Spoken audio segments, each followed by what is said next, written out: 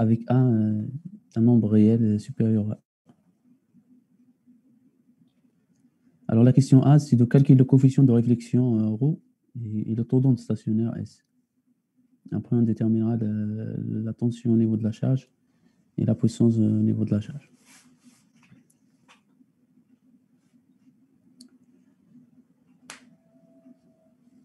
Je vous laisse quelques instants, quelques minutes pour réfléchir à cette question-là.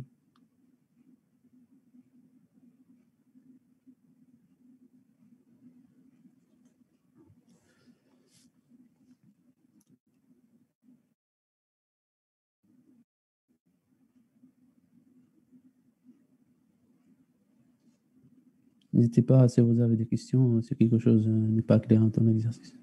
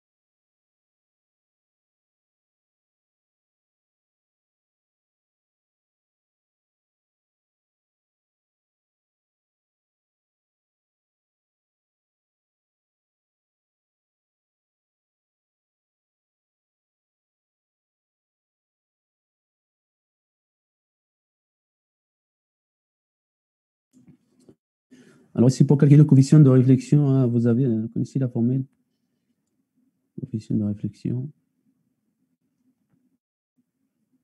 Ou si vous pouvez la démontrer, hein, c'est comme vous voulez.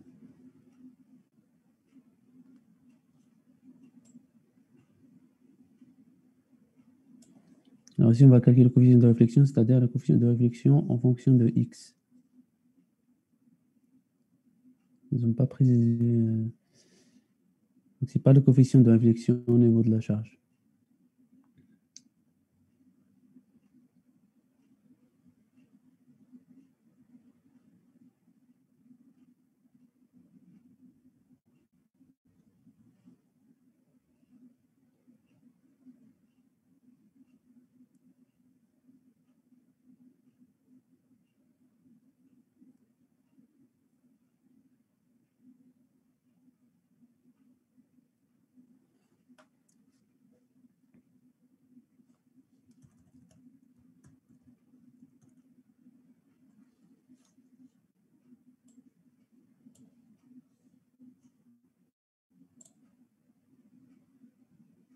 Est-ce que vous connaissez tous la formule pour calculer le coefficient de réflexion?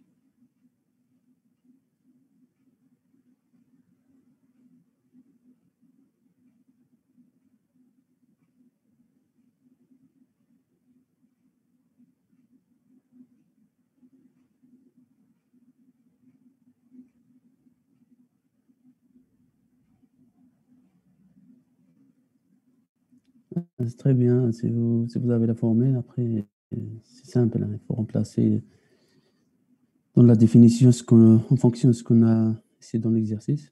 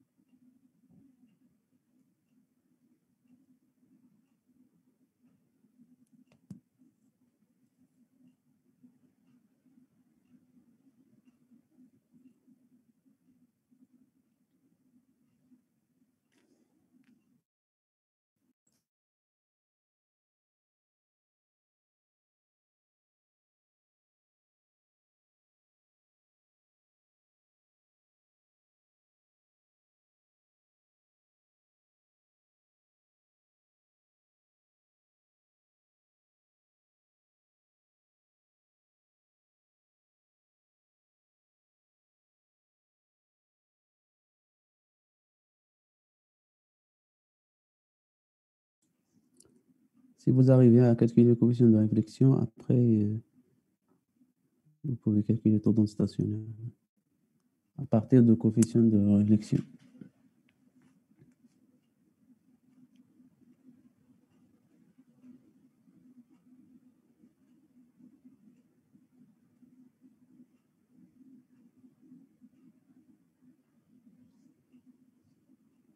Vous avez trouvé combien pour coefficient de réflexion?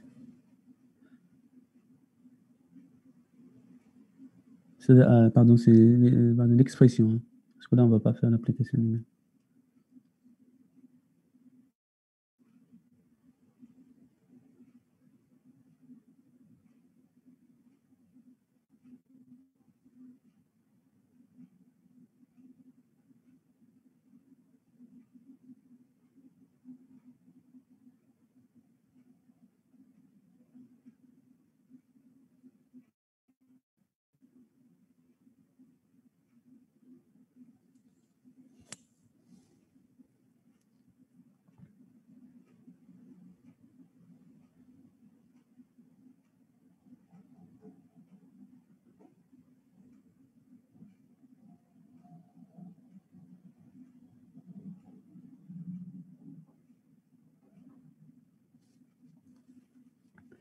Dites-moi déjà, c'est quoi la définition, en fait, qu'on va utiliser pour déterminer rho?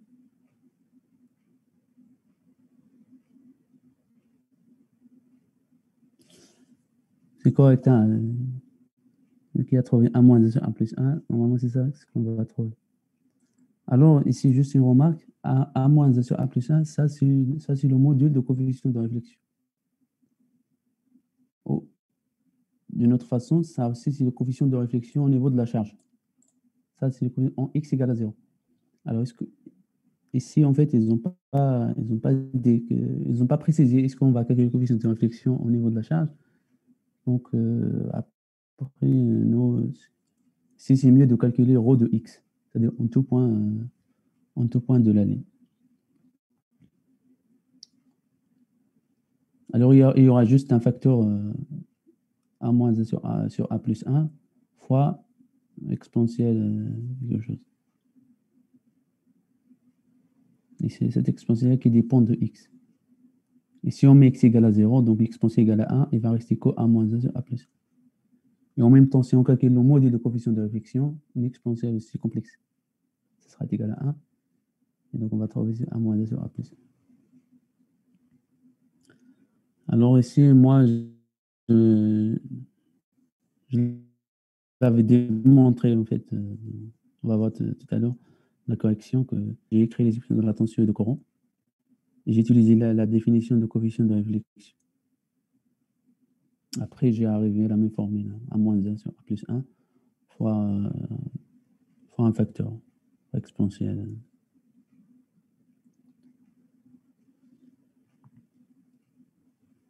Ici, déjà, si vous arrivez à démontrer A moins 1 sur A plus 1, c'est déjà pas mal.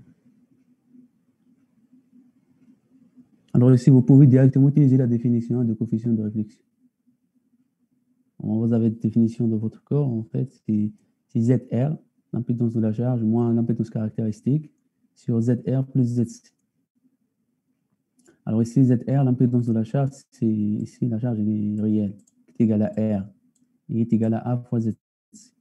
Alors il faut juste remplacer,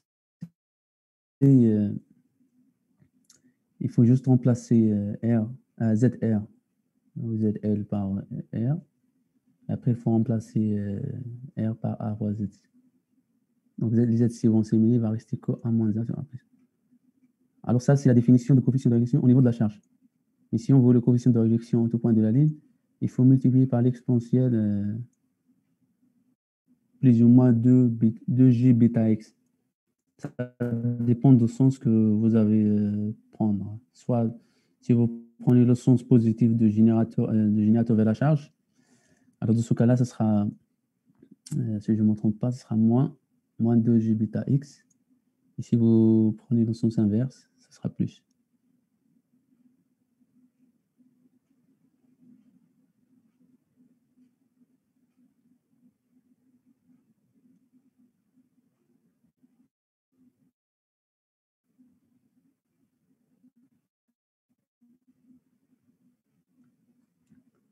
C'est pour ça, en fait, c'est mieux, en fait, déjà avant de commencer les exercices, c'est de faire un schéma, à partir de l'exercice, de mettre la charge, le générateur, si vous arrivez à mettre l'onde d'incidence, l'onde réfléchie, et aussi mettre un axe des x, prendre toujours l'origine, on prend l'origine en x égale à 0.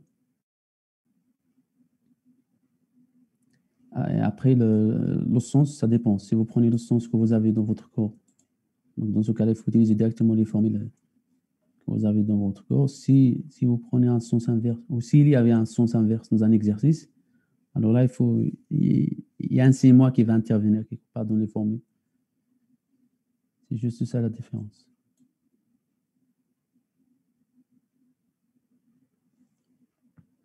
Alors, si vous connaissez toute la formule, après, on va passer à la... Je vais juste vous montrer juste le calcul de coefficient de réflexion.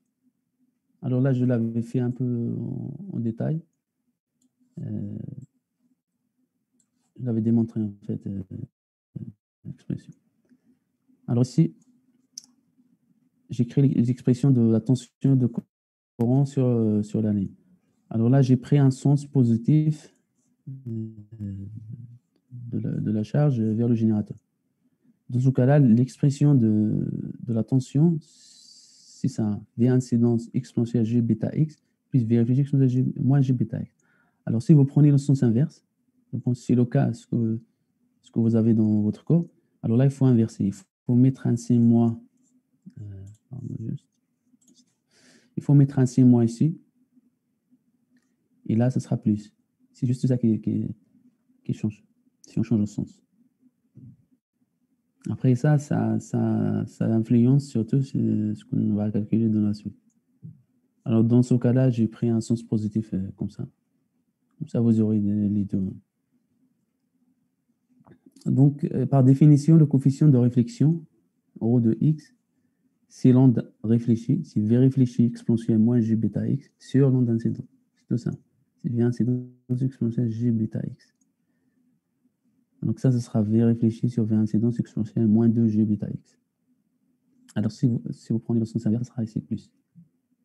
Parce que ce sera ici plus G bêta x moins G bêta x. Et donc, ce sera 2 fois G bêta x. Ça, c'est juste un rappel. Hein. Après, juste pour vous montrer la formule. Et vous avez le droit d'utiliser la formule directement. Donc ici, pour déterminer, ce calcul-là, je pense que vous l'avez déjà fait dans votre cours, pour déterminer cette quantité-là, V réfléchi sur V incidence. Ce qui est donc ici, c'est c'est la coefficient de réflexion en x égale à 0, c'est-à-dire au niveau de la charge. Vous avez noté dans votre cours gamma R. Donc ici, le coefficient de réflexion, on peut l'écrire sous la forme rho de 0 fois exponentielle moins 2g bêta x. Je remplace juste parce que cette quantité-là, c'est rho de 0. X égale à 0. Alors ici, si on arrive à déterminer rho de 0, donc, en fonction des données de l'exercice, on aura l'expression de rho de x en fonction de tout point de l'année. Alors ici, pour déterminer rho de 0 qui est égal à V réfléchi sur V incident, alors on va calculer la tension en x égale à 0 et aussi le courant, parce que dans ces deux expressions-là, on a ces deux variables, V réfléchi et V incident. Alors ici, pour apparaître ici le rapport, donc, on calcule la résistance, pardon, l'impédance en x égale à 0. Dans ce cas-là, c'est l'impédance de la charge qui est égale à R, qui est égale à la résistance. Par définition, c'est V en x égale à 0 sur I égale à I en x égale à 0. Alors ici, si on remplace I de 0 et I de 0, on va voir ici ZC fois V incidence plus V réfléchi, sur V incidence moins V réfléchi. Alors ici, pour apparaître le terme qu'on cherche, c'est ρ de 0 qui est égal à V réfléchi sur V incidence. Ici, j'ai divisé en bas et en haut par V incident. Donc ici, ce sera ZC, ce sera 1 plus V réfléchi sur V incidence sur 1 moins V incidence V réfléchi. Alors ça, je répète, hein, c'est juste une démonstration de la formule. C'est juste pour rappeler. Après, vous pouvez utiliser la formule directement. C'est mieux comme ça, en fait, d'avoir une idée sur... dans le cas de cet exercice-là, pour vérifier que c'est la définition donne la même chose que la démonstration en fonction de ce qu'on a dans cet exercice. Alors, ici, V réfléchi sur V incidence, on a dit que c'est ρ de 0, ce qu'on cherche. Alors ici, j'ai remplacé V réfléchi sur V incidence et V réfléchi, voilà, par ρ de 0, donc ce sera R est égal à ZC fois 1 plus ρ sur 1 moins ρ de 0. Donc ici, après, on peut remplacer R par ZC si on fait le rapport puisque ça est égal à A, à partir des données de l'exercice. Donc ce sera A est égal à 1 plus ρ de 0 sur 1 moins ρ de 0. Et donc ici, après, il reste juste à déterminer ρ de 0. Il faut multiplier ça par ça, est égal à ça. Après, il faut mettre ρ de 0 en facteur. Et donc, à la fin, on trouve que ρ de 0, c'est A moins 1 sur A plus 1. Ce que vous avez peut-être trouvé. Donc ça, c'est quoi ça? Ça, c'est le coefficient de réflexion au niveau de la charge. Parce que si en x égale à 0, si ils ont demandé le coefficient de réflexion au niveau de la charge, c'est ça. Par contre, si on veut calculer ρ de x, on avait que ρ de x, c'est ρ de 0 fois exponentielle moins 2g bêta x. Donc là, il reste juste à multiplier par le terme moins 2g bêta x.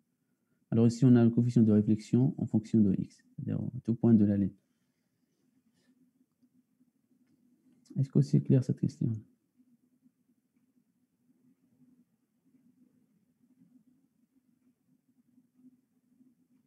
Alors, si vous avez utilisé directement la définition que vous avez dans votre cours, probablement ici, vous avez un signe plus, parce que dans votre cours, vous avez le sens inverse comme moi. Le sens inverse ici. Dans ce cas-là, ici, ce sera 2 fois g bêta x. Et ici, la définition, là, vous avez ZR moins ZC sur ZR plus ZC. Alors, ZR, dans notre cas, c'est R, c'est-à-dire R moins ZC sur R plus ZC. Et R, à partir de données de l'exercice, c'est A fois ZC. Si on remplace R par A fois ZC, vous avez trouvé. Après, les ZC vont s'éliminer. Et il reste que Z, il reste que A moins Z sur A plus. On trouve la même chose.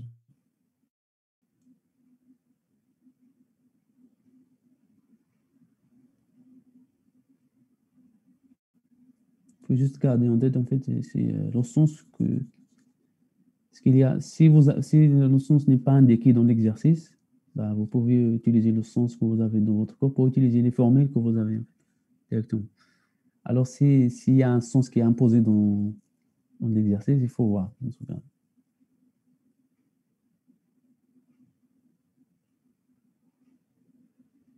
Ce qui est intéressant, c'est que les modules, en fait, des quantités, par exemple, ça ne dépend pas de sens. Parce que là, le module de coefficient de réflexion sera donné juste par A moins A sur A plus. Ça sera égal à. Soit vous prenez le sens inverse. C'est ce qui est important, c'est le module de coefficient de réflexion. Ça, c'est juste une phase.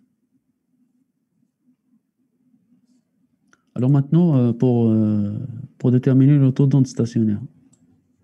Donc là aussi, vous pouvez utiliser la formule qui lie le taux d'onde stationnaire au coefficient de réflexion. Sinon, on peut utiliser la définition, je vous rappelle en fait, la définition du coefficient du taux d'onde stationnaire, qui est la tension maximale sur la tension. Alors ici, si vous utilisez la définition directement, vous avez trouvé quelque chose en fait qui dépend de.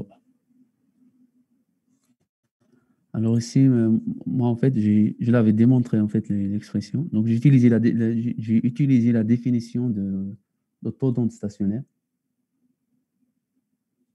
Est-ce que vous avez déjà noté? Est-ce que c'est bon pour cette question-là avant de passer à la suite? Si vous avez des questions, n'hésitez pas à intervenir.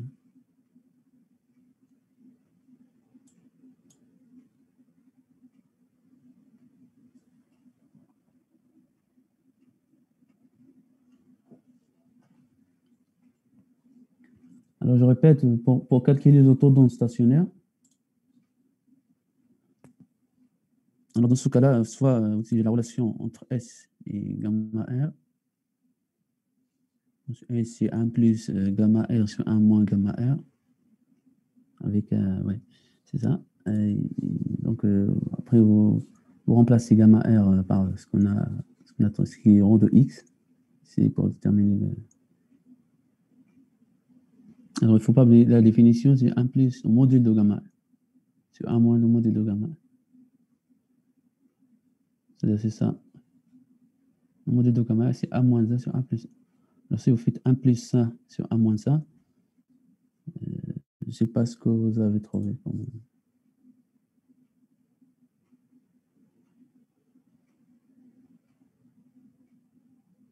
Est-ce que vous avez fait le calcul de taux d'onde stationnaire? Vous avez trouvé combien pour S?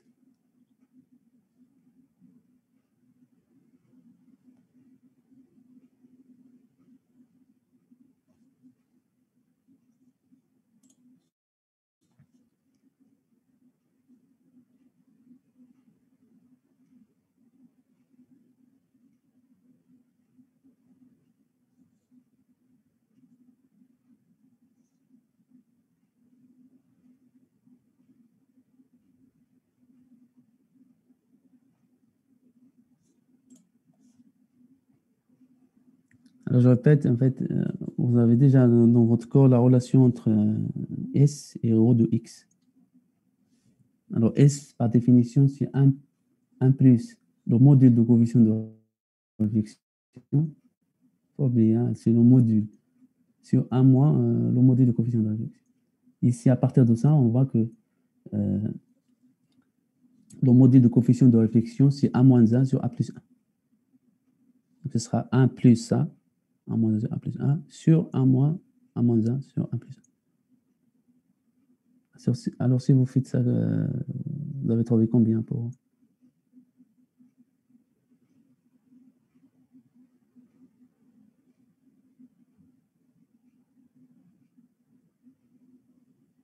S?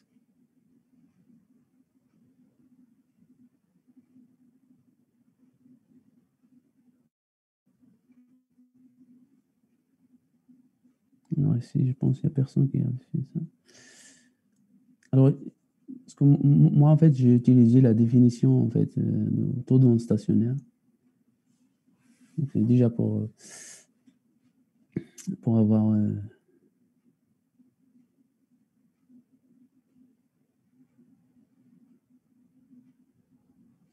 Alors, je répète, hein, S par définition... donc, à partir de la définition, on montre que S est lié au coefficient de réflexion.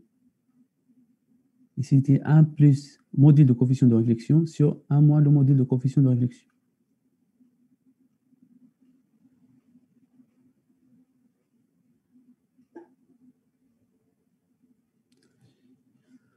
En fait, on a déjà vu cette formule-là, je pense, dans un exercice. En fait, là, moi, je l'avais vu c'est comme j'ai parti à partir de la définition, et normalement, on va trouver la même chose. Si vous utilisez la définition 1 plus le module de coefficient de réflexion sur 1 moins le coefficient de réflexion, donc là, il faut remplacer le module de coefficient de réflexion par 1 moins 1 sur 1 plus 1. Et donc, il faut faire le rapport. 1 plus tout ça sur 1 moins tout ça.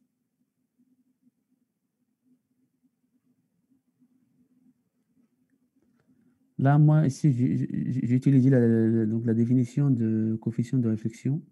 Normalement, la vraie définition, c'est ça. C'est la tension maximale sur la tension minimale. Et à partir de cette définition, on montre que, ici au passage, on va montrer la formule que je vous ai donnée tout à l'heure.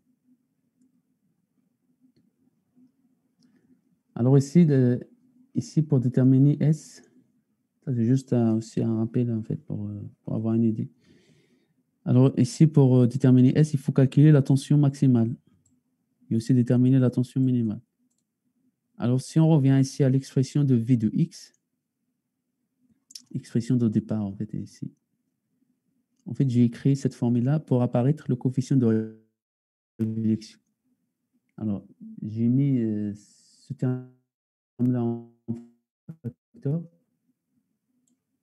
Si on met ce terme-là en facteur, ce sera ça facteur de 1 plus ça v réfléchi exponentielle moins g bêta x sur ça. Et par définition, ça v réfléchi sur moins g bêta x sur v, c'est le coefficient de réflexion ρ de x. Alors ici, on peut écrire v de x sous cette forme-là. Si on met ça en facteur, ce sera un facteur de 1 plus ρ de x. Ici, ρ de x, on a déjà calculé l'expression, on peut remplacer ici ρ de x par 1 moins 1 sur 1 plus a fois exponentielle moins 2g bêta x. Donc ici, on a déjà vu que la tension est maximale lorsque ce terme-là est égal à 1. Parce que exponentielle moins 2g bêta x, c'est quelque chose qui varie entre 1 et moins 1. Ça, c'est un nombre complexe.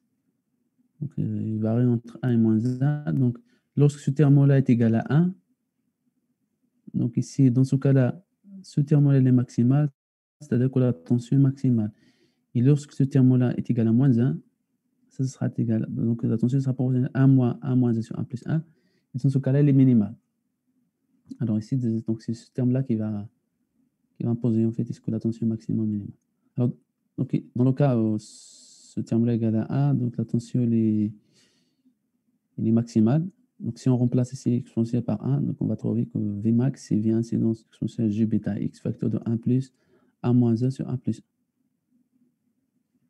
Et donc ici ce terme-là, 1 plus 1 moins 1 sur 1 plus 1, c'est 2A sur 1 plus 1.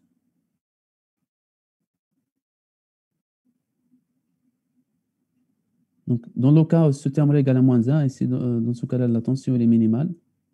Et dans ce cas-là, il faut remplacer ici ce terme-là par moins 1. Donc, ce sera ainsi moins ici.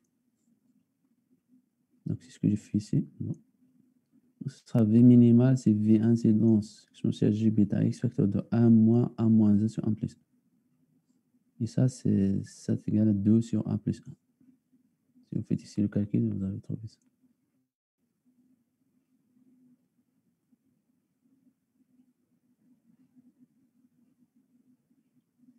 Alors ici, on voit déjà qu'à partir de ça, si on calcule, alors ça, Vmax, c'est V incidence exponentielle G bêta x, facteur de 1 plus, ça, normalement, ça, c'est le module de coefficient de réflexion qu'on avait tout à l'heure. Ça, c'est le module. Et ça, Vmin, c'est 1 moins, ça aussi, c'est le module de coefficient de réflexion. Alors, ici, c'est Vmax sur Vmin. Donc, si on fait le rapport de ça sur ça, donc ce terme-là, il va s'éliminer. Il va rester 1 plus, on a dit que ça, c'est le module de coefficient de réflexion.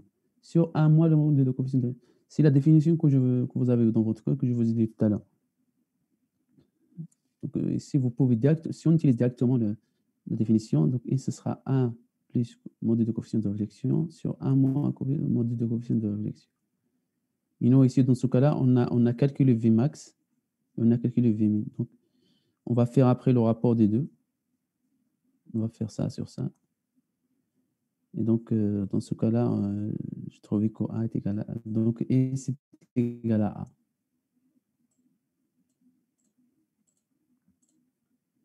Alors, si vous utilisez directement la définition, vous allez trouver la même chose. Parce qu'au final, ce sera ça sur ça. Alors ici, si vous utilisez directement la définition, c'est correct. Hein. Là, je l'avais démontré juste pour avoir une idée.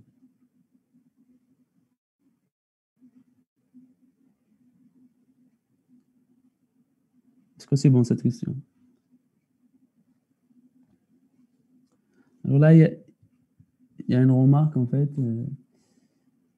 En fait, à partir des données de l'exercice, on a ici que l'impédance, c'est R, qui est réelle, est égale à A fois Z. Alors, si vous vous souvenez, dans un exercice, en fait, on a démontré que l'impédance sur la ligne, il a deux valeurs, en fait, réelles. C'est les valeurs où l'impédance est maximale ou l'impédance est minimale. Et dans ce cas-là, l'impédance, on a dit que lorsque l'impédance est maximale, c'est égal à taux d'onde stationnaire fois l'impédance caractéristique. Je ne sais pas si vous vous souvenez de cette formule. On a montré que Z max, c'est taux d'onde stationnaire fois ZC. Alors déjà, à partir de cette formule-là, on voit que ici, A est égal à S. C'est ça le taux d'onde stationnaire. Ce qu'on a trouvé, en fait, ce qu'on a vérifié tout à l'heure. Parce que ici, l'impédance, il est réel. Parce que ici, A, il est réel, ZC, il est réel. Ici, le produit, c'est quelque chose qui est réel. C'est-à-dire l'impédance, il est réel. Et on a déjà montré que l'impédance, il est réel lorsqu'il est égal à... On a montré que si l'impédance est réelle, c'est-à-dire qu'il est égal à taux d'onde stationnaire fois ZC. Et si l'impédance, il y a aussi un autre point où l'impédance, il est aussi réel, mais il est minimal. Et dans ce cas-là, c'est ZC sur fois par ZC sur S, par le taux d'onde stationnaire. Ça, c'est juste une remarque. Donc après, on va déterminer la tension au niveau de la charge et la puissance aussi de la charge. Alors ici, pour calculer la tension au niveau de la charge, on va utiliser tout simplement l'expression de V de X.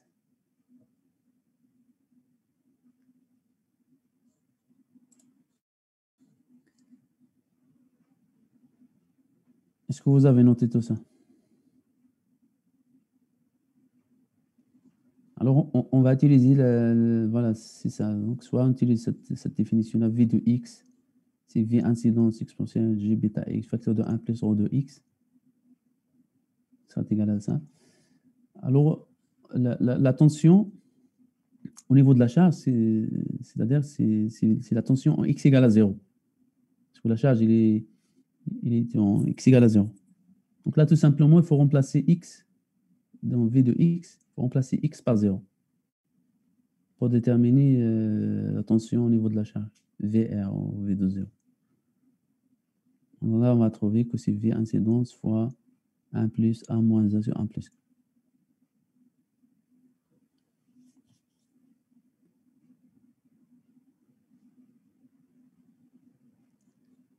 Est-ce que vous avez compris comment on va déterminer la tension? Il faut juste remplacer dans l'expression de la tension X égale 0.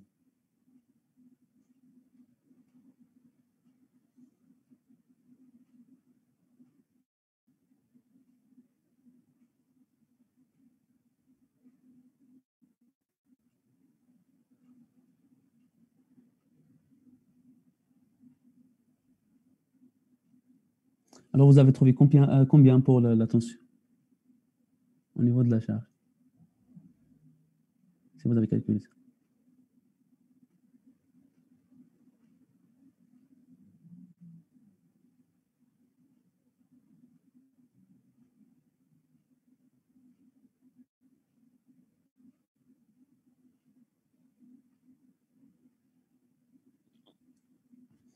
Essaye de répondre à cette question. Il faut tout simplement remplacer dans V de X, X par 0.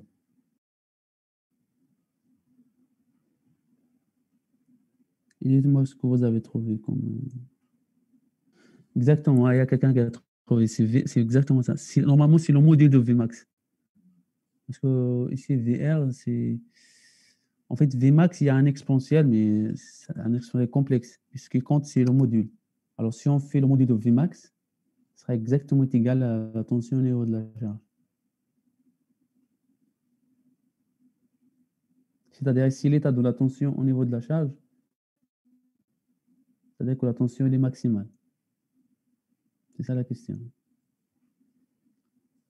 On va vérifier tout ça. Donc ici, voilà, donc on peut utiliser cette expression-là de V de X. Alors ici, on a V incidence exponentielle G bêta X fois 1 plus rho de X. Alors V de R, c'est-à-dire la tension au niveau de la charge, c'est V en X égale à 0. Alors ici, si on remplace X par 0, ce sera V incidence. Donc ce terme-là, ce sera égal à 1 facteur de 1 plus rho de 0. Et rho de 0, on a déjà calculé, c'est A moins A sur A plus 1. Et 1 plus A moins A sur 1 plus A, ça c'est 2A sur, c'est 2A sur A plus 1. Donc VR, ça sera ça, V incidence de 1 sur A plus 1. Alors si vous remarquez, on a déjà Vmax, lorsqu'on a calculé Vmax, on a trouvé que c'est V incidence exponentielle G bêta X fois un facteur de 2A sur A plus 1. Alors ici, on a trouvé la même chose, mais c'est juste on n'a pas le terme ici. C'est-à-dire que ici, Vmax, on a déjà vu dans un exercice, c'est normalement ce qu'on mesure pratiquement, c'est les valeurs efficaces. Les valeurs efficaces, c'est le module. C'est le module de Vmax sur racine de 2. Alors ici, si on fait le module de Vmax, ce sera V incidence fois ça. Ce terme-là, le module égal à 1. Alors ici, on a remarqué qu'on a trouvé exactement la même chose. C'est-à-dire ici que la tension, voilà, VR, le module de VR, c'est V incidence est égal à fois 2A sur A plus 1 et qui est égal au module de Vmax, au module. Si vous prenez le module de Vmax, vous allez trouver la même chose. C'est-à-dire ici que la tension est maximale au niveau de la charge.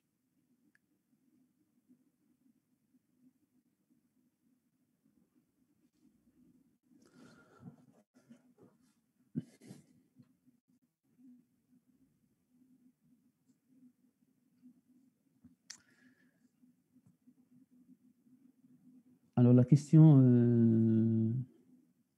de suite, c'est de calculer la puissance dans la charge.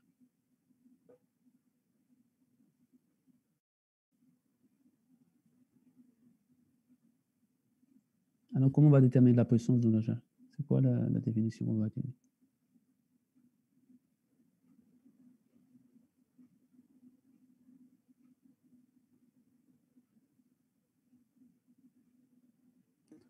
N'hésitez pas à répondre si vous avez activé le micro et de parler.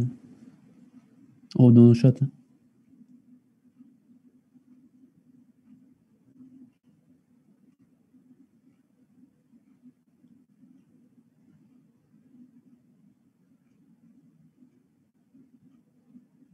Alors, c'est quoi la définition de la puissance?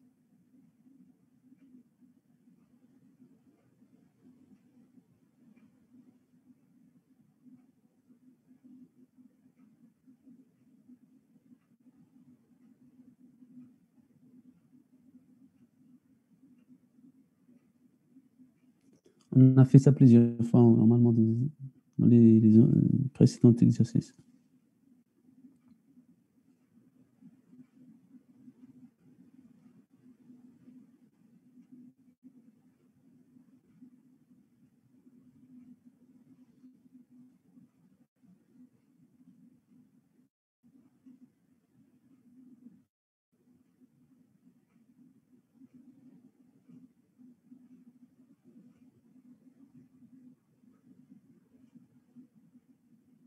Exactement, quelqu'un qui a répondu. C'est un domaine fois la partie réelle de la tension fois le courant. Et ici, au niveau de la charge, donc ce sera la tension CV de R fois et R étoile.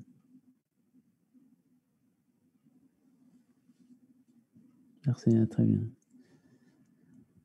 Alors après, il faut remplacer VR par ce qu'on a trouvé ici. Et R, il faut calculer ER.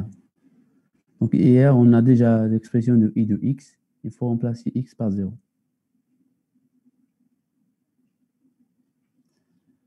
Donc voilà, c'est ça la définition. Donc la puissance dans la charge, c'est 1 demi fois partie réelle de V de R fois I de R étoile.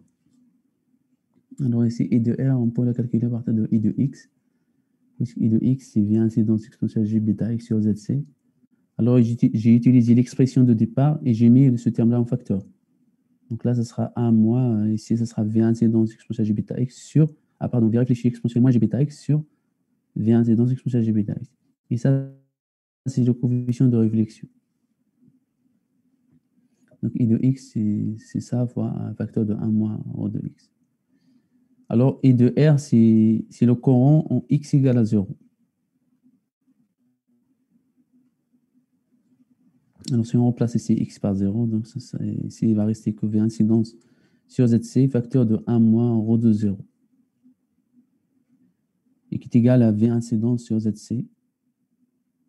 Et ρ de 0, on a déjà calculé ça, c'est A moins 2 sur A plus 1. Alors ici, ce sera V incident sur ZC, facteur de 2 sur A plus 1. Donc ici, on a calculé ER. Donc ER étoile. ER étoile, c'est V incidence. Il ne faut pas oublier que V, c'est V incidence, c'est quelque chose qui est complexe.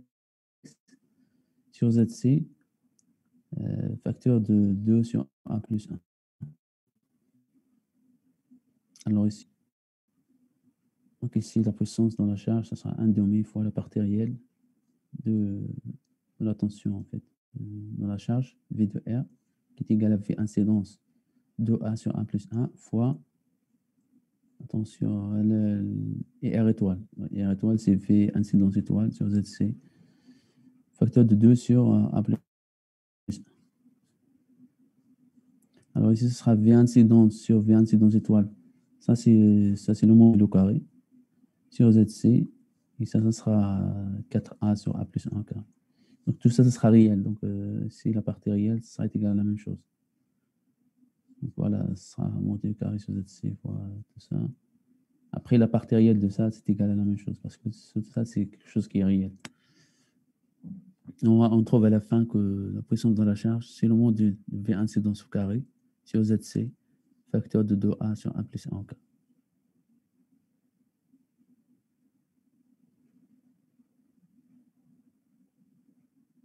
Est-ce que c'est clair cette question?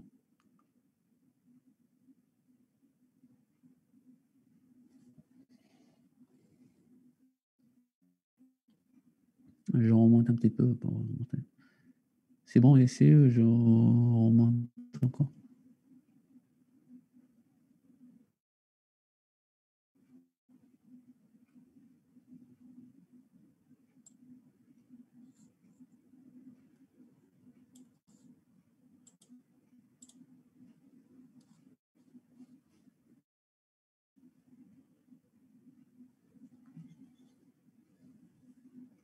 Alors, c'est juste une remarque. Ici, on voit que la puissance dépend de A. Et A, c'est quoi? On avait, à partir des données de l'exercice, que A il est lié à R sur Z. Alors, quand est-ce qu'en fait la puissance est maximale?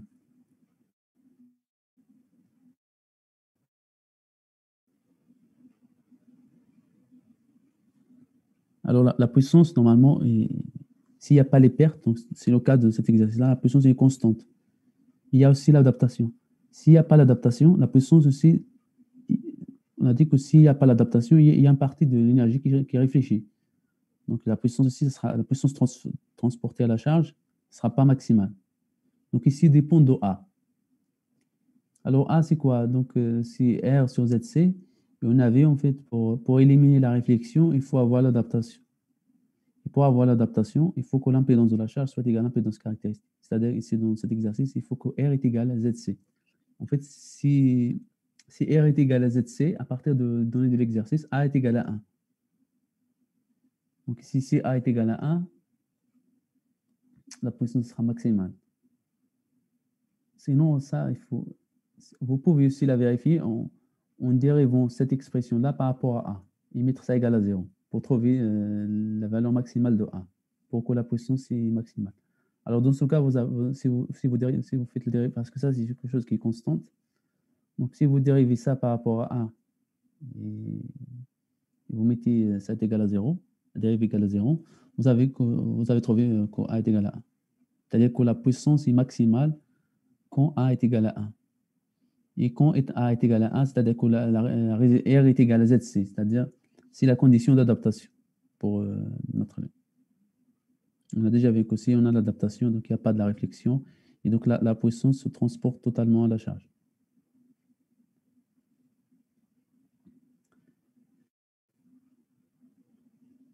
Voilà, si c'est bon, cette question, on passe à la question 2.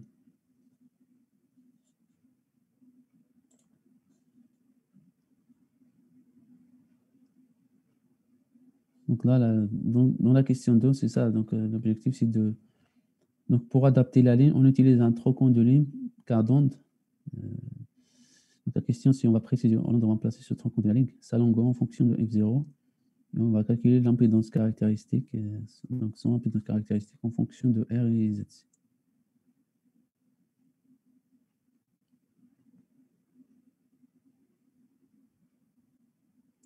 Alors ici, pour avoir l'adaptation, il faut tout simplement que R égale ZC.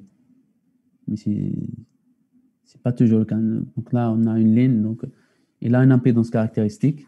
C'est pas forcément égal à l'impédance. Et on a une charge. Donc la charge aussi, elle a une impédance. Donc généralement, elles ne sont pas égales. Alors ici, on va introduire un trochon de la ligne. C'est quart d'onde. On va tout à l'heure, c'est quoi un trochon de la ligne quart d'onde?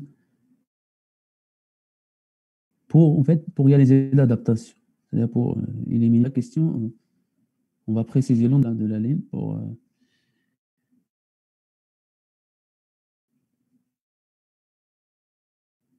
avoir l'adaptation.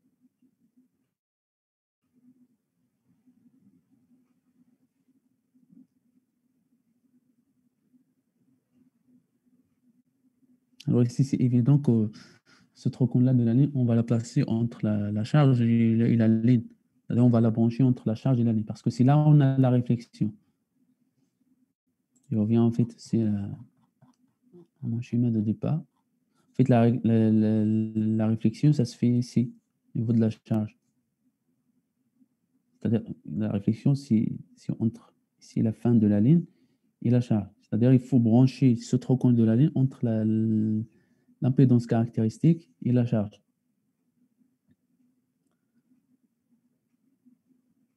C'est ça la première partie de la question. Après, la longueur de... C'est quoi la longueur de ce trochon-là de la ligne? C'est quoi sa longueur? La longueur, normalement, elle est déjà dans l'énoncé de la question. Ici, on a dit qu'on utilise un trochon de la ligne quart d'onde. C'est quoi une ligne quart d'onde? Exactement. Hein. C'est-à-dire que la longueur est égale à l'onde sur 4. C'est ce qu'on appelle une ligne quart d'onde. Donc ici, L, donc c'est la longueur de ce trochon-là, c'est L, pardon, c'est la longueur d'onde sur 4. Et là, on va calculer c'est juste après, on va remplacer la longueur d'onde en fonction de la fréquence, F0. On a la formule lambda 0, c'est la longueur d'onde, c'est la vitesse, pardon, la vitesse, c'est la longueur d'onde fois la fréquence. Donc la longueur d'onde, c'est la vitesse sur la fréquence. Donc ici, la longueur, ce sera F0, et la vitesse sur 4 fois F0.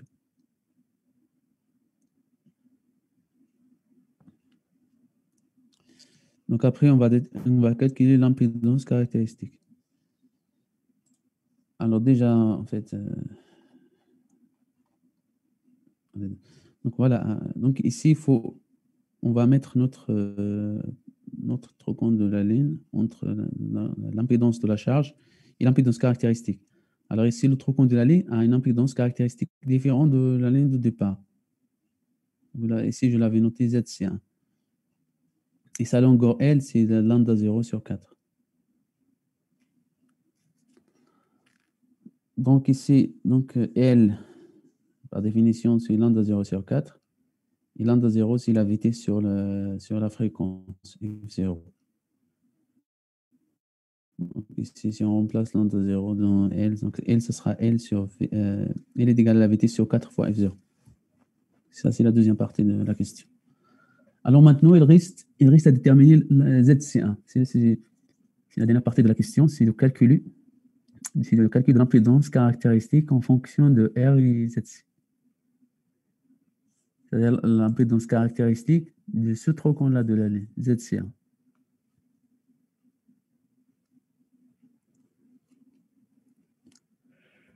Alors, à votre avis, comment on va déterminer ZC?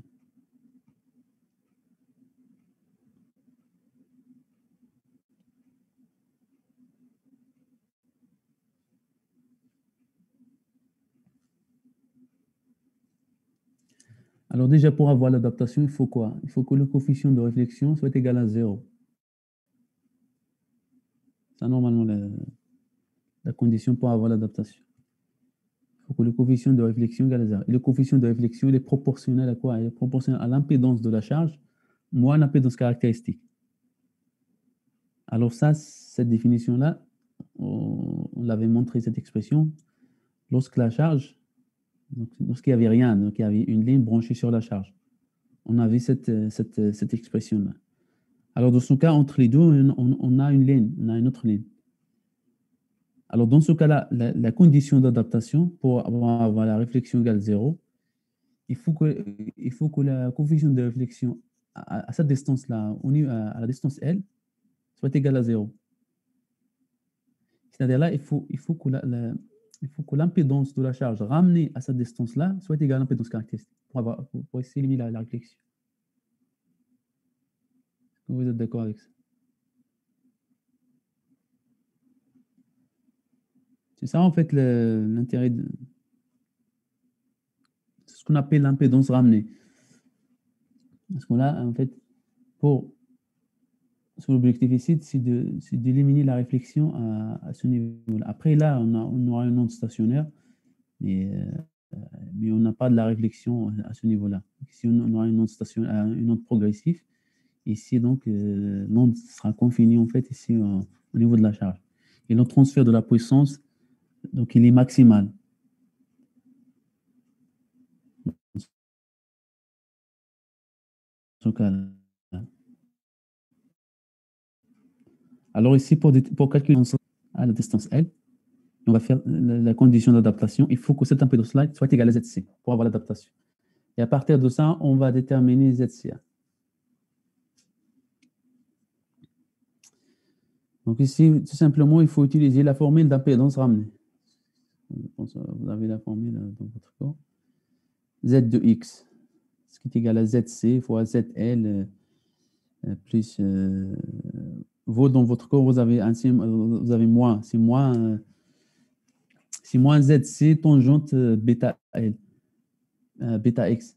Par contre, ici, en fait, nous, on a un sens inverse. Donc, ce qui va changer, pour nous, ce sera un signe plus entre... parce que, en fait, X, dans votre code, vous avez Z. Et Z, pour vous, c'était négatif. Parce que le sens positif, c'était vers la charge. C'est-à-dire tout ce qui est ici avant la charge, tout c'est négatif. C'est-à-dire pour nous, ici, le Z qui est dans le cours, pour nous, c'est moins X. Parce que ici, pour nous, X, c'est positif. Et Z que vous avez dans votre cours, c'est négatif. Donc ici, tangente. Si on met tangente, si on place Z par moins X, on va trouver que tangente moins bêta X. Et la tangente, c'est une fonction impaire, donc ce sera moins tangente. Donc il y aura un C moins avant la tangente. Alors ici, moi, je parle de cette formule-là, hein, formule d'impédance ramenée. Alors cette formule-là, on va l'utiliser entre 0 et L. Alors ici, peut-être votre cours, ici, vous avez un 6 mois, là, ce que j'ai dit tout à l'heure. Alors un 6 mois parce que dans le sens, c'est inversé. Si on met un sens, à la fin, ça revient au même parce que lorsqu'on va remplacer X ici, pour nous, X sera l'impédance ramenée à cette distance-là, ce sera l'impédance en X égale à L. Mais si on prend le sens inverse, ce sera X égale moins L. C'est-à-dire qu'il y aura toujours un C plus ici. Soit vous utilisez le sens là, l'autre sens. C'est-à-dire que cette formule-là ne dépend pas de sens. Soit vous mettez le sens que vous voulez, après on va trouver la même chose. Alors cette formule-là, il faut savoir l'utiliser parce que ici, on va l'utiliser juste entre ça et ça. On ne peut pas l'utiliser dans deux lignes avec des impédances caractéristiques différentes. Parce que là, dans la formule, il y a une seule impédance caractéristique. Dans notre cours, c'était ZC. Et pour nous, ici, entre 0 et L, c'est ZC1. Notre ligne ici, il y a une impédance caractéristique ZC. Alors ici, la charge ZL, pour nous, c'est R. C'est la résistance ici de la charge. Et donc, ici, donc, l'impédance ramenée de la charge à la distance L, il faut remplacer X ici par L pour calculer l'impédance de la charge ramenée à la distance L. Donc voilà, ça c'est la condition d'adaptation. Il faut que l'impédance ramenée à la distance L soit égale à ZC. C'est-à-dire que l'impédance ramenée à cette distance-là, si est égale à ZC, on ne va pas avoir la réflexion ici. Après, donc, il y aura l'adaptation. C'est ça la condition d'adaptation. Alors ici, si on remplace dans cette formule-là X par L, donc ici, ce sera ZC1 R plus GZC1 tangente bêta L. Voilà. Il faut juste remplacer X par L. Après, L, on a dit tout à l'heure que L, c'est lambda 0 sur 4. On va la remplacer ici, puisque bêta dépend de la longueur d'onde. Alors ici, L, voilà, L, c'est lambda 0 sur 4. Alors, bêta fois L, c'est ce qu'on a ici dans la tangente. C'est bêta lambda 0 sur 4. Donc ici, on remplace L par lambda 0 sur 4. Il ne faut pas oublier que bêta, c'est 2pi sur lambda 0. Ça, c'est la définition. Alors, si on remplace ici bêta par 2pi par lambda 0, on va voir ici que... Donc ici, donc ça implique que si on fait bêta fois lambda 0, ce qu'on a ici dans cette expression-là, ce sera égal à 2pi. Donc bêta fois lambda égale à 2pi. Donc bêta L, c'est bêta lambda 0 sur 4, c'est-à-dire 2pi sur 4, c'est pi sur 2. Alors ici, tout ça, ce sera tangente pi sur 2. Voilà, ici, donc bêta L sera tangente. Et tangente pi sur 2, c'est quelque chose qui tend vers l'infini. Ce sera sinus pi sur 2 qui est égal à 1 fois cosinus pi sur 2. Cosinus pi sur 2, c'est 0. Donc 1 sur 0, c'est infini. Alors ici, pour débarrasser de cette forme indéterminée, on va mettre c'est mieux de mettre ce terme-là en facteur. Après, il va se simplifier et donc il va rester que R sur ça, plus GZ1. Et c'est comme on fait en maths pour éliminer une forme indéterminée. Donc, ce que j'ai fait ici, donc, si on divise tous par tangente pi sur 2, et dans ce cas-là, si tangente pi sur 2 tend vers l'infini, ce terme-là va tendre vers 0. Donc, ça, c'est 0, ça aussi, c'est 0. Donc, il va rester que ZC1 et les J aussi vont se simplifier. Il va rester que ZC1, ZC1 au carré sur R. Donc, la question, c'était de calculer ZC1. Alors, ici, on va revenir à notre condition d'adaptation. On a dit qu'il faut avoir l'adaptation, il faut que Z ramené à distance L soit égal à ZC. C'est-à-dire ce qu'on a calculé là, Z ramené à distance L, qui est égal à ça, soit égal à ZC. Voilà, donc ça, il faut que ça soit égal à ZC. Et à partir de ça, on déduit ZC1. ZC1 sera racine carrée de R fois ZC. Donc c'est ça la condition, en fait. Donc c'est ça la valeur qu'il faut avoir pour ZC1 pour avoir l'adaptation. Il faut que ZC1 soit égal à racine carrée de R fois ZC. Est-ce que c'est bon cette question-là? Donc là, il faut faire attention à l'utilisation de la formule d'impédance ramenée.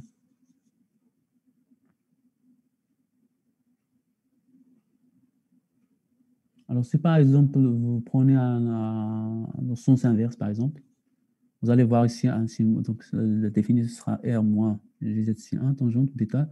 Alors ici, si vous avez le sens inverse, ici, ce sera moins L. Parce que X positif sera de ce côté-là. Donc ça, ce sera négatif. Donc moins L. Donc si vous remplacez ici tangente par moins L, donc ce sera toujours un signe plus. Parce qu'il y a un signe moins, il y a un signe moins qui va sortir ici, donc tangente sera plus. Donc on va trouver exactement la même chose. Pour ça, je dis que le résultat final ne dépend pas du sens qu'on va. C'est un sens arbitraire.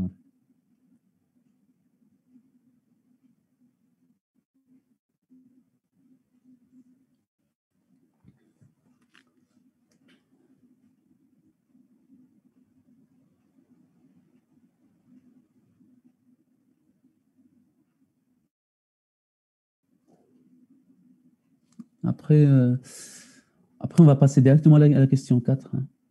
On ne va pas faire la question 3. Parce que la question 3, en fait, c'est... Ici, on va voir la variation de la fréquence, mais dans cet exercice-là, tout ce qu'on va voir dans cet exercice est valable pour une seule fréquence. Parce que ici, la question 4, on va travailler toujours à la fréquence F0. Donc, ici, c'est juste un exemple. Parce que l'adaptation, en fait, elle est valable pour ce genre de système, elle est valable pour une seule fréquence donnée. Là, ça ne sert à rien de changer. Juste cette question-là, c'est juste pour calculer cette formule-là. Pour calculer ça, il y a beaucoup de calculs, en fait, qui vont servir à rien dans la suite. Ce qui, en fait, ce qu'il faut retenir, en fait, de cette formule-là, c'est juste ici on avait que lorsqu'il y a l'adaptation, le taux d'onde stationnaire est égal à 1. Parce que le coefficient de réflexion, c'est 0. On avait dit tout à l'heure que le taux d'onde stationnaire, c'est lié au coefficient de réflexion. Si gamma r égale à 0, ici égal à 1. Ici, quand est-ce qu'ici égal à 1, ici, il y a deux, ici on a deux paramètres. Soit si epsilon égale à 0, si epsilon égale à 0, ici égal à 1, soit a égale à 1. Alors, si epsilon égale à 0, c'est-à-dire qu'ici, puisqu'ici, epsilon est proportionnel à delta f, c'est-à-dire qu'il n'y a pas de variation de la fréquence. L'adaptation, c'est pour avoir l'adaptation, il ne faut pas avoir une variation de la fréquence ici. Il faut que delta f égale à 0. Si delta f égale à 0, epsilon égale à 0, ça égale à 0, donc ici égale à 1. Ici égale à 1, c'est-à-dire qu'on a l'adaptation. Ici aussi, cette formule-là, elle dépend de proportionnelle à moins 1. C'est-à-dire que si a est égal à 1, ça soit égal à 0. Et a est égal à 1, on a vu tout à l'heure, si a est égal à 1, c'est-à-dire que R est égal à ZC. Et si R est égal à ZC, ça aussi, c'est une condition d'adaptation. Égal à ZC, on ne va pas avoir la réflexion. Donc, dans ce cas-là aussi, est égal à 1. C'est juste ça qu'il faut retenir. En fait. Après, c'est la question ici, c'est juste pour calculer, pour démontrer cette formule-là, en fait. Pas l'utiliser dans la suite. Il faut retenir que ce genre de système-là est valable pour un, parce que là, on a dit que la distance ici et la longueur de la ligne, ça dépend de la longueur d'onde. Parce que ça, c'est lambda 0 sur 4. Et la longueur d'onde, ça dépend de la fréquence. Donc, si on change la fréquence, c'est comment on va changer la distance ici. Si cette distance-là change, c'est-à-dire que l'adaptation, on ne va pas avoir la place aussi. Parce que l'impédance ramenée à cette distance-là va changer.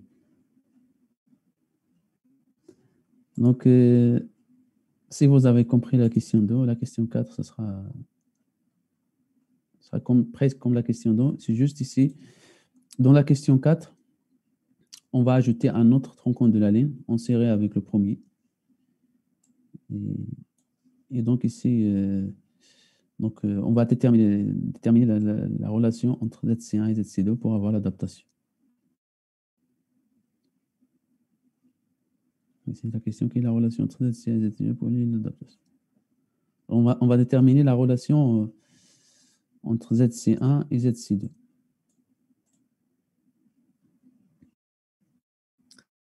Alors ici, c'est quoi la condition ici pour avoir l'adaptation pour ce système-là? En fait, pour chaque système, il faut toujours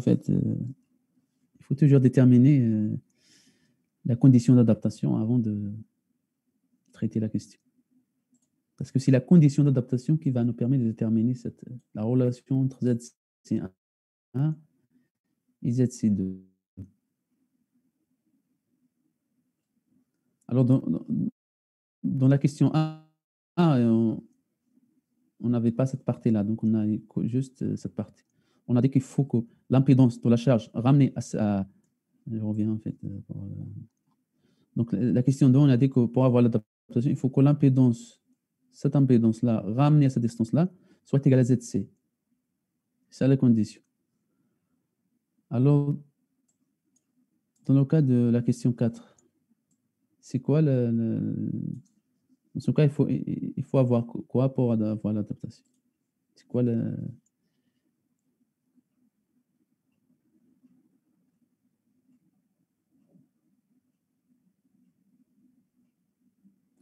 Alors ici, si ZC1 est égal à ZC2, là, c'est comme on a un seul tronc de la ligne.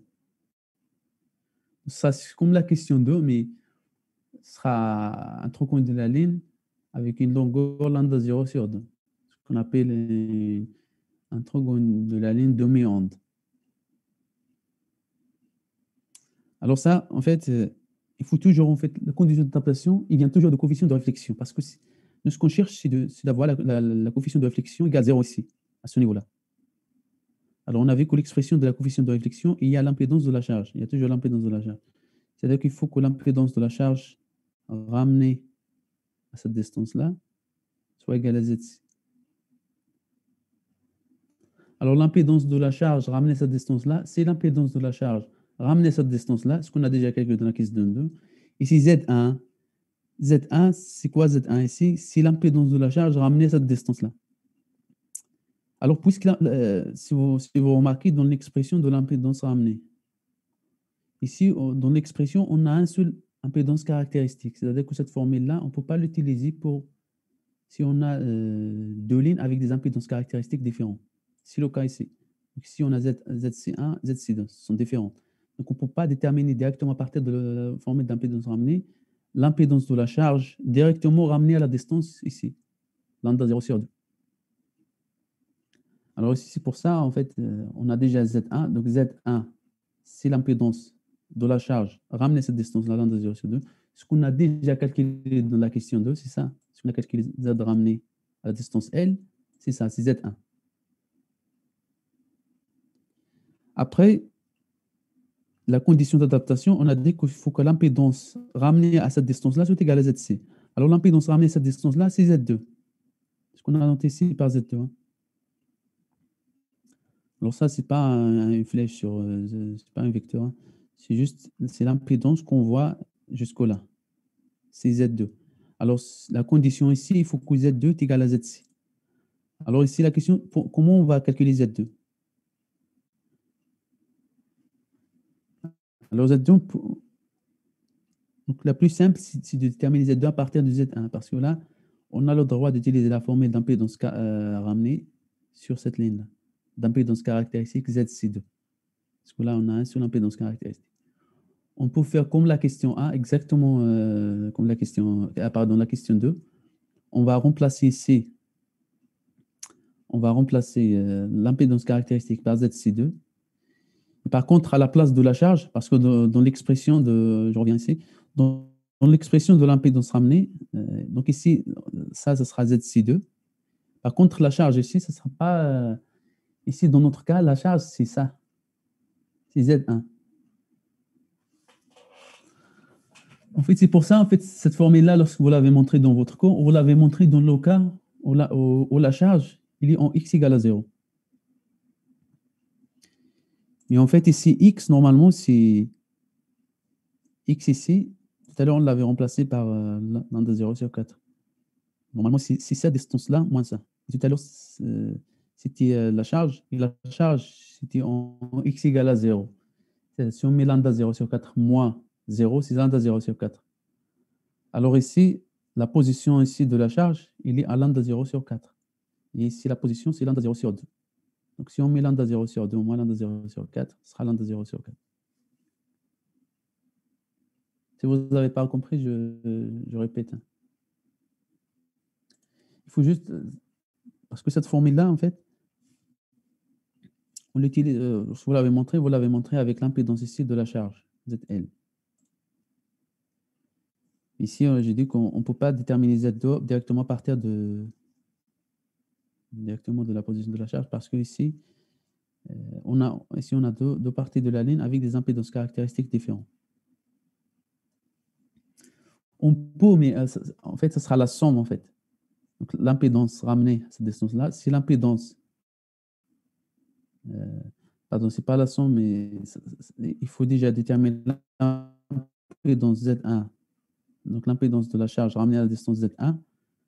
Après, il faut, à partir de la même formule, il faut calculer l'impédance ramenée à cette distance-là à partir de Z1. Donc, tout ça à partir de la formule d'impédance ramenée.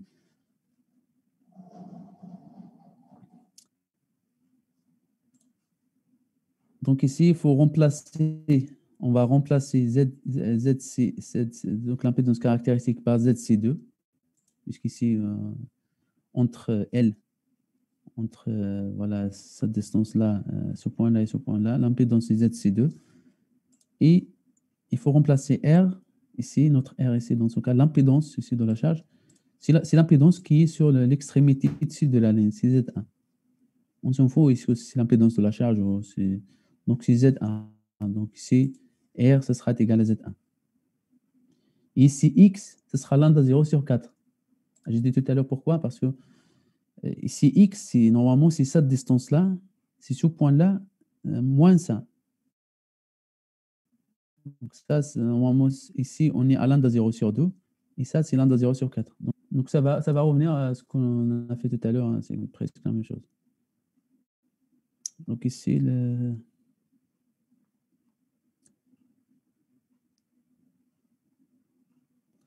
donc voilà. Donc ici, donc, la condition d'adaptation, il faut que Z2 soit égal à ZC.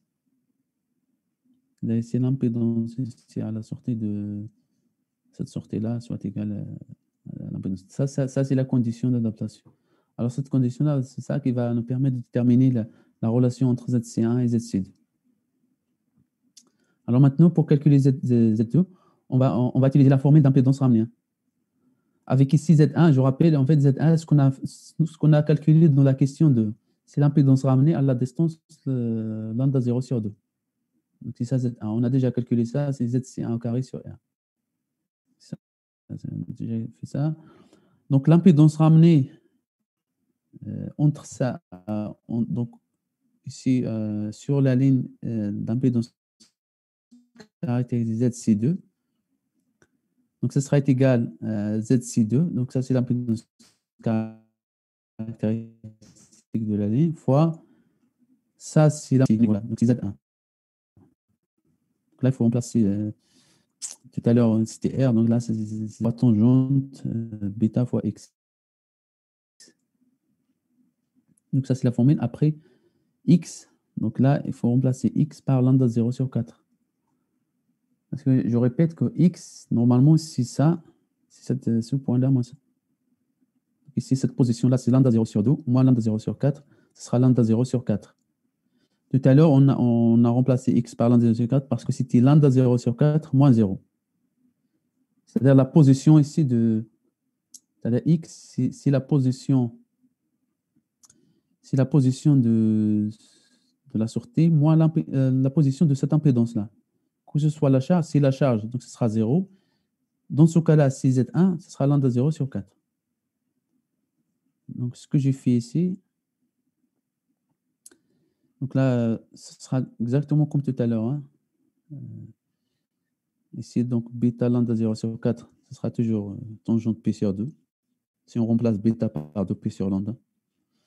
Donc là, ça, c'est toujours, ça va tendre vers l'infini. Donc, il faut toujours diviser par ce terme-là. Et donc, il faut remplacer Z1 par ZC1 au carré sur R, ce qu'on a déjà calculé dans la question 2. Alors ici, on va trouver que Z2, donc c'est l'impédance ramenée à cette distance-là, soit égale à ZC2 au carré. Donc là, ça sera 0, ça 0. Les G vont se simplifier, ça sera ZC2 fois ZC2, donc c'est ZC2 au carré sur Z1. Et là, j'ai remplacé Z1 par ZC1 au carré sur R. Donc à la fin, on trouve que Z2, c'est ZC2. ZC2 sur 2, ZC1 au carré. Alors, il y a une question, en fait, voilà.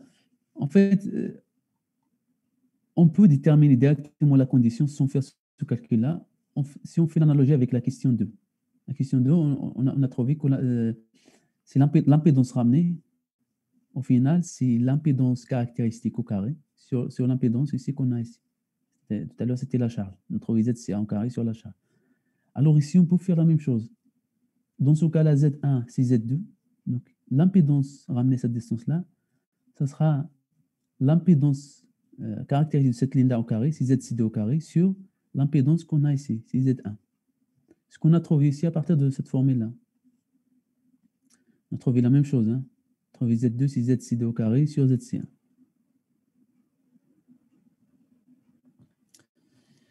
Donc là, normalement, en fait, moi, des fois, en fait, on explique directement que c'est par analogie avec la question 2, directement on écrit Z au carré sur Z. Mais on peut la montrer, en fait, à partir de l'expression de l'impédance ramenée, hein. Il faut faire attention, hein, si vous remplacez x par lambda 0 sur 2, si vous pensez que si x, c'est ça, lambda 0 sur 2, alors là, vous avez pas trouvé ça. C'est pour ça que j'ai dit que x, c'est la différence. Parce que, en fait, c'est ça, en fait, c'est-à-dire que cette formule-là est valable. On l'avait montré dans le cas c'est pour ça qu'on prend en fait l'origine au niveau de la charge pour simplifier en fait cette tangente-là. Parce que si on ne prend pas l'origine au niveau de la charge, cette expression-là, ce sera différent. Ici, normalement, ce sera bêta x moins une x0, un autre x. Et on a pris que x0, c'est 0 pour simplifier en fait l'expression. Mais dans ce cas-là, normalement, c'est cette expression-là qu'il faut utiliser, mais en fait, ici, avec x, cette position-là, moins ça. Et x0, dans ce cas-là, c'est lambda 0 sur 4. C'est juste ça, en fait, la subtilité qu'il y a. Donc voilà, en fait, on trouve que Z2, c'est Z au carré sur Z au carré fois la résistance. Alors, on revient à notre condition d'adaptation. Donc, pour avoir l'adaptation, il faut que l'impédance ramenée à cette distance-là, qui est Z2, soit égale à l'impédance caractéristique de la ligne principale. Donc, si on fait ça, donc, si on fait Z2 égale à ZC, c'est-à-dire tout ça égale à ZC, et donc après, c'est ZC sur R, à partir de données de l'exercice 1 sur A, parce que R, c'est A fois ZC. Et on trouve au final que ZC1, c'est racine de A fois ZC2.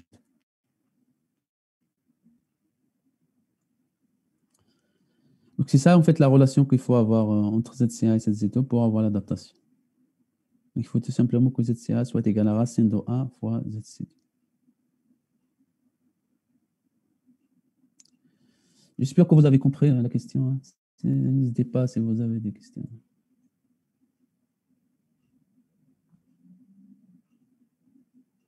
Alors, dans la suite, en fait, je remonte un petit peu.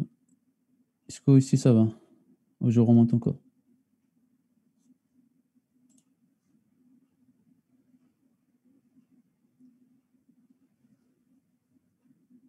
Alors, j'ai dit que dans la suite, donc on va aborder la bague de Smith.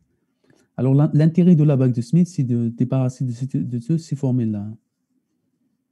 Parce qu'en fait, il y a des systèmes d'adaptation. Les calculs ici, ça va devenir très compliqué. On ne peut pas déterminer en fait l'impédance ramenée parce que fait, on va voir des nombres complexes. Donc c'est pour ça, en fait, les gens ils vont simplifier tout ça. Ils ont fait ce qu'on appelle la bague de Smith.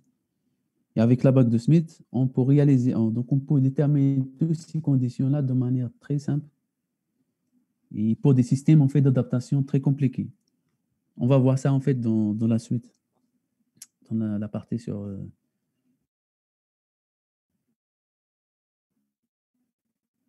la bague de Smith. Ce sera à partir je pense demain, vous avez commencé les exercices. Il y a un exercice qui ressemble à cet exercice-là, mais on va la traiter avec la bague de Smith. Et vous allez voir que c'est complètement, en fait, c'est vraiment facile, hein. Là, c'est juste pour avoir une idée. Il y a des systèmes qu'on peut déterminer ces conditions-là analytiquement. C'est le cas ici. Mais il y a des systèmes, en fait, on peut pas. En fait, les calculs, ça devient très lourd.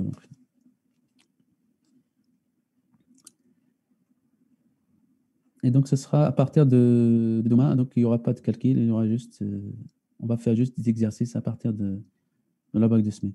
Donc, c'est pour ça il faut comprendre l'utilisation de ce diagramme-là. C'est facile, hein, c'est pas compliqué. Vous allez voir dans les premiers exercices, c'est quelque chose en fait. Il faut comprendre tout ce qu'il y a dans le diagramme, les angles, après donc dans l'utilisation. Après donc il y a une autre partie en fait pour la pour la démonstration de pourquoi en fait ce diagramme-là il y avait des cercles, il y a des lignes comme ça. Donc ça il vient de l'équation en fait qu'on a déjà vu de l'égalité entre le coefficient de réflexion et l'impédance, l'impédance dans la ligne. Et c'est ça en fait qui nous permet de terminer l'adaptation. Si on sait la relation entre le coefficient de réflexion et l'impédance, tout simplement on peut déterminer, les conditions pour avoir l'adaptation. Donc, c'est ça les deux choses principales dans la bague de Smith. Donc, il y a le coefficient de réflexion et il y a l'impédance ou l'admittance. Donc, demain, vous allez commencer les exercices sur la bague de Smith.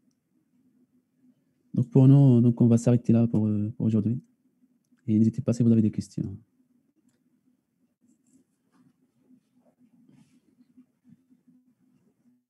Merci beaucoup. Bonne journée. Merci, au revoir. Au revoir.